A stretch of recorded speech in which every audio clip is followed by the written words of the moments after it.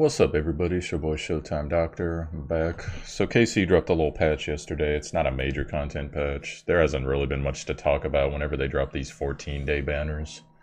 There's just not much there to do content-wise for this game, but they added a new banner, so we can kind of go over that a little bit, and yeah, so that's what's going on. So let's get to it here. So your patch notes. It's going to be new events, new achievements, rune dungeon stamina reduction, so essentially double runes, double badges as well. And then they brought back Verdandi, which I've seen a lot of people been asking for. Miss Erika's back, Janice is back, and Elizabeth is back. So those are more rare heroes that you don't necessarily get to see too often. So I think... to be honest, the only one I want off of that is probably Elizabeth. I have a Verdandi. I'd like to get a Janice too, but, it's not make or break for me. And Etika would be nice to have as well, but not, once again, not make or break for me. So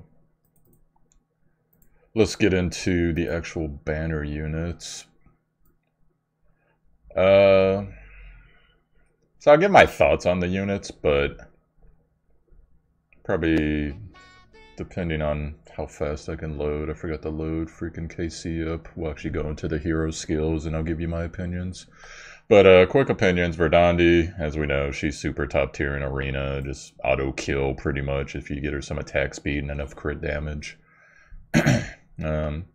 Etika, to be perfectly honest, Etika's a little bit more effective than I thought she would be. So that's pretty cool. She has that weakening agent that basically lowers your total HP and your current HP by 90%, I believe, is what the stat is, so that's pretty cool.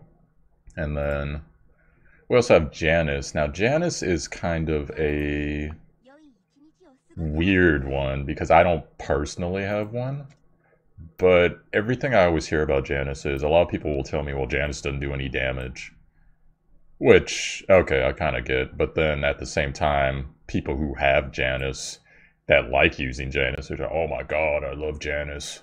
Janice is the most effective, amazing thing ever. And like, it's kind of hard for me to tell sometimes. I'm like, well, which is which? Because I think it's a little hard to figure out. So then, also we got Elizabeth.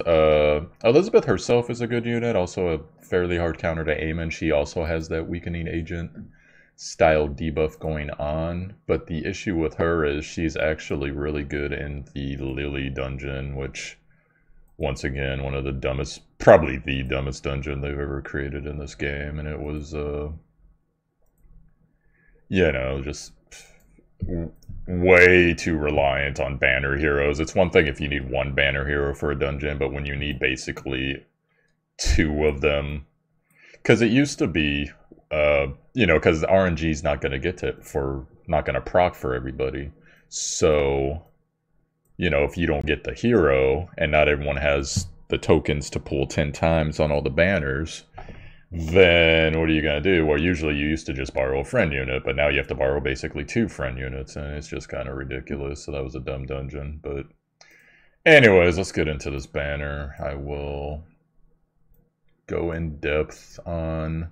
Normally I separate the banner review from the preview, quote unquote. I'm a little late for the preview, but video, but in this case I got so much to do today. I gotta just get it all out. So we'll go over, well, I guess Janice is technically first. We'll go over Janice. So the thing about Janice, it was sold to us as a dark hero that could not only wreck supports like Rue, which, does a fairly good job actually, but was sold to us as basically a big AoE nuker, or not AoE nuker, a single target nuker. So the leadership here, Dark Allies crit strike chance, that's actually pretty good, 30%. Die is the passive, 100% chance to send the caster into telekinetic rage, so that's the buff you want on Janice when you can get it. Increases caster's damage dealt by 80% and decrease damage taken by 50%. So keep that in mind. We'll come to how to get that buff up. 100% chance to activate telekinetic rage for 2 turns when the caster's buff is removed. So when someone like a Rue or whoever removes buffs, Janus is instantly going to go into deal 80% more damage, decrease damage taken by half. Caster's buff is removed, or when the caster skips a turn due to immobilization. So once again, like stun, sleep, whatever, that could also proc telekinetic rage. Now, those are very specific conditions. Not always going to happen for you, especially in like a PvE environment, but PvP, that's pretty much what Janus was meant for. 50% chance to cast Madness on 3 targets for 1 turn when the caster defeats an enemy. We'll get to what Madness is in a second. On his 1, inflicts damage equal to 100% 1 target, ignores defense, 100% chance to inflict 30% additional damage if target has any more debuffs. You level that up, you know, it goes to the base 160, 50% additional damage if your target has debuffs. Number 2, penetration damage, 200% 1 enemy, 70% chance to apply Madness. Madness stuns the target and inflicts damage to the target when removed. So it is kind of like a bait, in a sense, like you're trying to get, you know, the enemy Rue or whoever to remove magic, or Madness rather.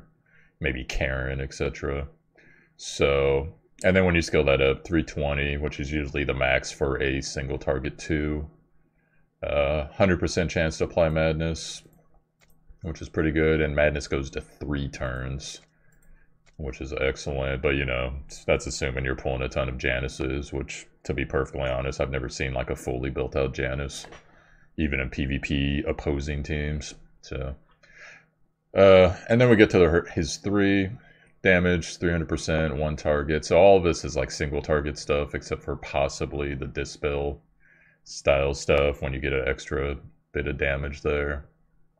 Inflicts 70% additional damage when attacking support enemies, so that's where the extra support damage comes in. Once again, you know, it's a 480% on a 3, that's the max, but there's no, like, other than the additional support damage, there's no, like, you know, ignore defense, penetration, self-buff, etc. So it's kind of situational because, yeah, you're going for support enemies, but sometimes you really need to kill, like, that DPS or that hybrid or whatever, so very situational stuff. 7-turn cooldown, eventually goes to 6 turns if you level this all the way. So Janus was meant to be a hardcore counter to supports, but I'll leave it up to you guys to determine whether or not that's been the case. So, but still, I think it's just nice to have a stronger hitting nuker for Dark that is single target, because the majority of Dark nukers are AoE. So again to Verdandi. Verdandi's leadership, increase water allies attack by 40. That's cool if you can't get an Esna and you still want to increase the attack percentage. Or if you have an Esna but you can't get 5 water units. So Death Sight, 60% chance to cast Revive unavailable for 2 turns. Unless you're fighting her in PvP, then it's about like a 99% chance upon landing a critical strike. Inflicts 30% additional damage when attacking enemy affected by Revive unavailable. Oh, that's funny, I'd forgotten about that. That's pretty strong. 100% chance to apply Strike Preparation for 1 turn at the start of the wave that guarantees the next attack will be a critical strike. 50% chance to apply Strike Preparation when attacked. There is a little bit of controversy about this Strike Preparation thing, because a lot of people, we purposely built up Cynthia, or I forget, whatever the name of the, Ethan or whatever the name of the guy is in the platforms, the model or whatever that causes Melancholy. So in theory, Melancholy should block Strike Preparation, assuming that your Cynthia or Edwin's the name, goes before Verdandi and it procs at 80%, but then she still fucking crits anyways, and like Netmarble has been told about this repeatedly and they refuse to patch it, so I just have to assume that that's the way they want it to be, so, which is too bad, because, you know, every character should have a counter, and this character is just like, nope, nerf the counter. So, just the way it goes. So your 60 passive Hellraiser, decrease damage taken from enemies whose HP is 50% or higher by 20%. activates Resolve when the caster takes damage greater than their current HP and restores HP by 50%. The caster's turn comes more quickly when Resolve is activated. Increases the caster's attack by 30% for 2 turns once a battle. A lot of stuff going on here. Essentially, if you're above 50% health, you're hitting her 20% less damage. She has a Resolve. We've all dealt with the stupid Resolve that heals her to 50%. And then her turns come more quickly when Resolve, so it's basically a mini haste. Or probably just a regular haste, honestly. And she also gets her attack increased by 30% for 2 turns when Resolve is up. So that's one of the things I see a lot of people miss in PvP is they get the Resolve on her and then they're like, well, oh well, better go focus someone else. And then they forget about her that next turn and she's got all these active things going. So it gets pretty crazy. 100%, one target, 35% chance to inflict 20% additional damage. She leveled up.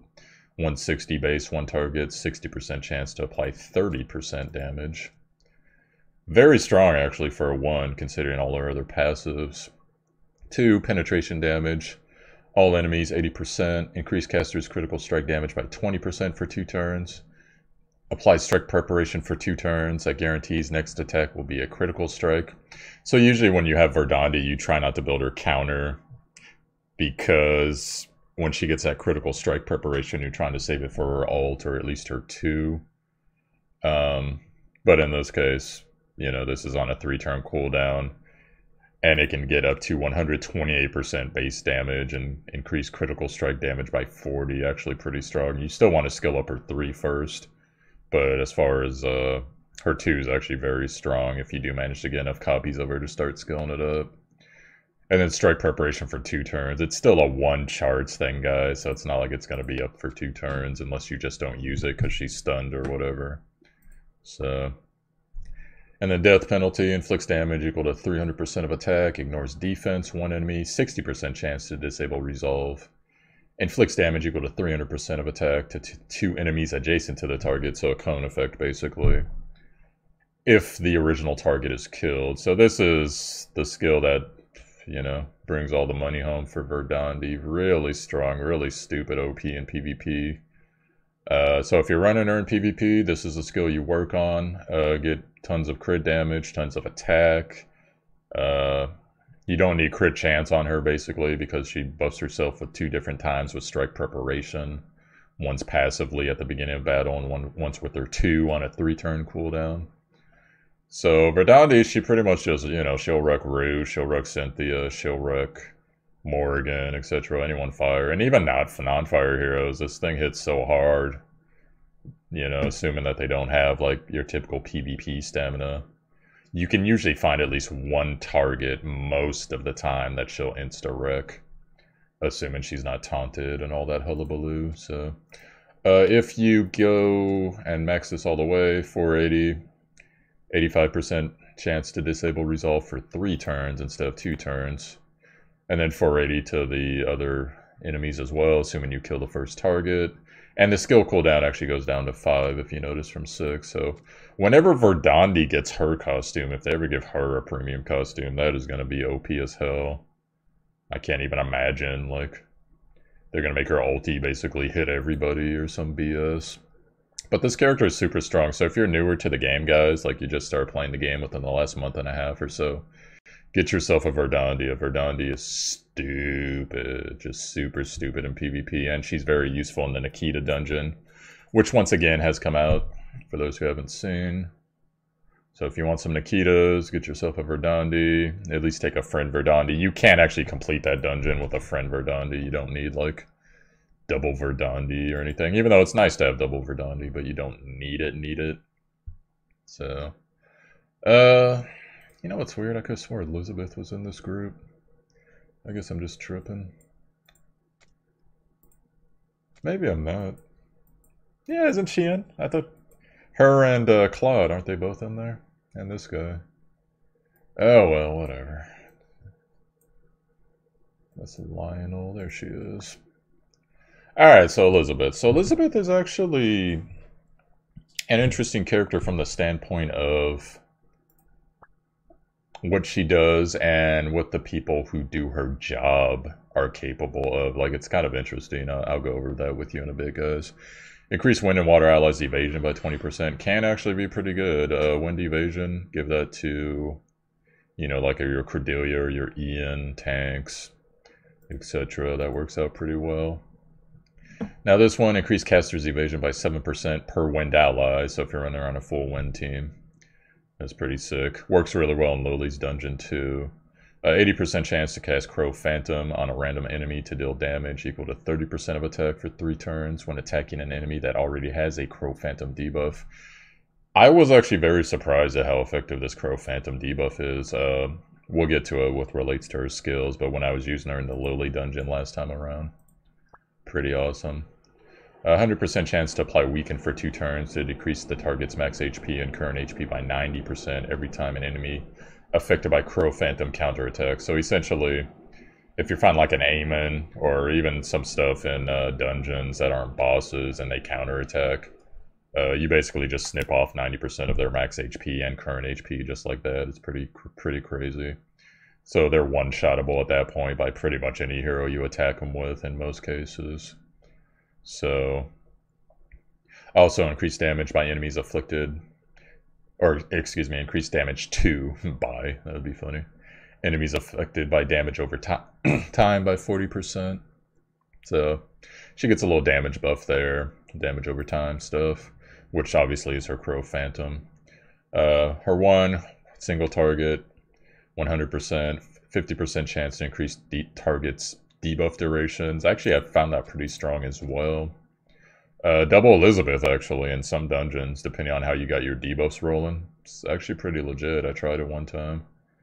Inflicts damage equal to 160 attack to one target. 80% chance to increase the target's debuff duration.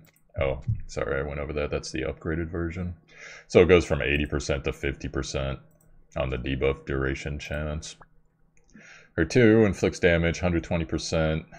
Cone effect, 50% chance to cast Crow Phantom, inflict damage equal to 30% of attack for 3 turns, if the target has any debuffs. So, you skill that up, eventually you'll get yourself to a base of 192. Cone effect, 85% chance for Crow Phantom. And the Crow Phantom not, I guess it was always 3 turns, okay, never mind. So, that skill actually surprisingly underrated, assuming you can get enough Crow Phantoms up. So Phantom Crow inflicts damage equal to 300% of attack to one target, 50% chance to remove all buffs, pretty strong.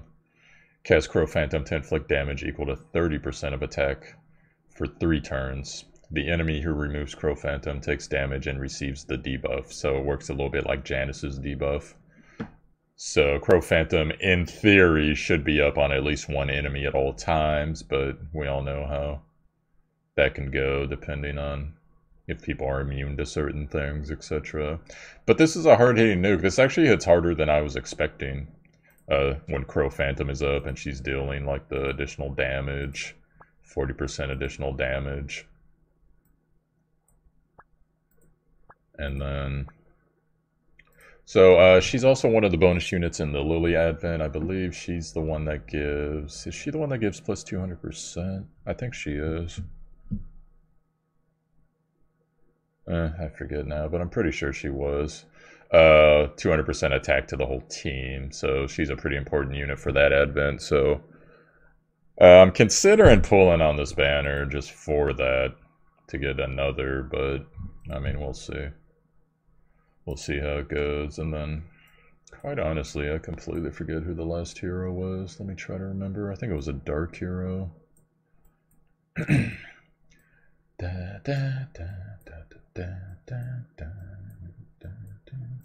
Oh wait, I could just look. Erika, that's right. Why, hello, Meryl. No one talks about you anymore. Poor Meryl, she's actually a good hero. Alright, Miss Erika. Dark crazy nurser. Alright, so like I said, Miss Erika is actually, I wouldn't say underrated, it's just she's amazingly effective at what she does, but it's weird, like she's more of a sub-support than a pure support, if you guys understand what I mean. Brings a lot to the team, so let's get started. So Dark Allies max HP by 30, depending on what you got going on, because there's not too many light dungeons in the game where you need Dark to have more HP. Possibly Christian if you're early game. It's nice to have that extra health if you're running like Nyx and Claude or whatever. But otherwise, there's not really that much there. And not that it's a bad buff, it's just they don't put too many light dungeons in this game. Caster gains emergency response stack upon death of an ally or enemy. Increase all allies' recovery amount by 30% when the emergency response activates. So that's pretty strong. Actually increases passive healing depending on the person's recovery amount. Decrease caster's damage taken by 50% when the emergency response is present but does not activate. So we'll get into how it activates. I think it's coming up right here. 60% chance to stun all enemies for 1 turn upon ally's death, once per hero.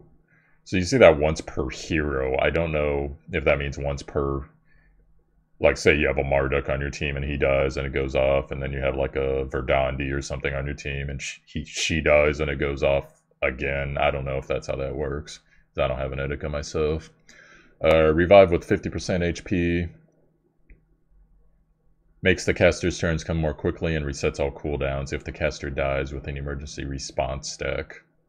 So, and then when that activates, or when it's present rather, she'll get it. What I think that means is if an ally or an enemy dies when it's not her turn, she will get it, but it won't activate until her turn comes back up, and I'm assuming it activates even if she's stunned or whatever. So essentially, you kill someone, AoE stun, you kill her, she has a chance to get back up if she has some stacks. Or not chance, she will get back up if she has some stacks. Now her 100% single target, 20% chance to apply weakening agent. Weakening agent basically, once again for those who missed it, 90% of your health is gone, so you're pretty much in one-shot range. Blinds the enemy who removes the effect for 1 turn. Blind lowers accuracy, I believe, by 30 to 35%. And inflict Looming Death. Looming Death, after 2 turns, you die, unless it gets dispelled. Restore the ally with the lowest HP by 5%. As you level it up, base damage goes up, and it goes to 35% chance to put Weakening Agent on. So there is actually an argument to run her with a little bit of either counter or multi, just because of the chance to get Weakening Agent and Looming Death out, along with the passive heal. So 2, Strengthening Agent on an ally and 2 adjacent allies to restore 20% HP every turn for 2 turns. Pretty strong for a cone effect. Strengthening Agent blinds the enemy who removes the effect for 1 turn and inflicts Looming Death if the caster has an emergency response stack. Consume 1 emergency response to revive 1 ally and restore 30% HP. So this can actually be used as a revive, but she needs emergency response stacks. So it's kind of weird for like 1 skill to do so many things on a 2. So simultaneously you're buffing, the buff heals, it will also blind someone that removes it and inflict Looming Death, and it can also serve as a revive. So it's kind of odd. But anyways, it's on a 4-turn cooldown. So, and then all the percentages go up when you upgrade it. So on her 3, restore allies HP by 30%, 45% chance to apply Strengthening Agent, restore an additional 10% HP per 2 turns. So I don't know if that means it's Strengthening Agent with an additional 10%, because if you remember here it was 20%. Or if that's just a different percentage because it's an AoE, that's probably what it is. And then 45% chance to apply Weakening Agent to all enemies for 2 turns. So that's super strong if you can get that up. So her 3 is the one I would recommend you guys upgrade, although her 2 is pretty awesome as well. If the caster has any emergency response stacks, consumes emergency response to decrease damage taken by allies by 20% for 2 turns. So, I mean, what do you want? You got damage mitigation, you got buffs, you got debuffs. It's super strong, guys, so. 7-turn cooldown, though. You do got to take that into mind. And then as you upgrade it, you know, all the percentages go up. You guys can see that for yourself, so. So yeah, Etika, the only thing that really F's up Etika is silence. you know, and stun and that type of thing. But she's a strong support, but in most cases, she cannot be your primary support, if that makes sense. Because weakening agent in PvE, not that great. PvP, it's awesome, it's god tier, but PvE, it's just like, well, you can kill some things faster, but all the things that matter, they're not going to die faster. But still, a really strong unit. So hopefully, I'm kind of hoping to get one myself here. And yeah, that's pretty much it for this video, guys. So, if you guys are looking for builds, I gotta say, because unfortunately, I'm moving in about 6 days. So across country, so I don't have a ton of time to do things. I actually have to go out and sell my bike in a few hours. But I would like to recommend, if you guys want to look up character guides for these videos, there's a guy called the Casino. I'll put a link in the title notes to his page. He does some awesome guides, really, really funny, really entertaining stuff. So go check those out. And that is it for me. So, yo, I'm ShowtimeDr, ShowtimeDr. You found my YouTube. Hit like and subscribe if you enjoyed the content, or at least consider it. Also, go to the title info. There's a link to the Discord. We got a KC tab in there. A lot of us are hyped about Epic 7 release later on today. And then we got link to my Twitch, twitch.tv/ShowtimeDr. Come on by. You know, I'll be streaming tonight, probably Epic 7. So, see you guys later on. Peace out. Take care.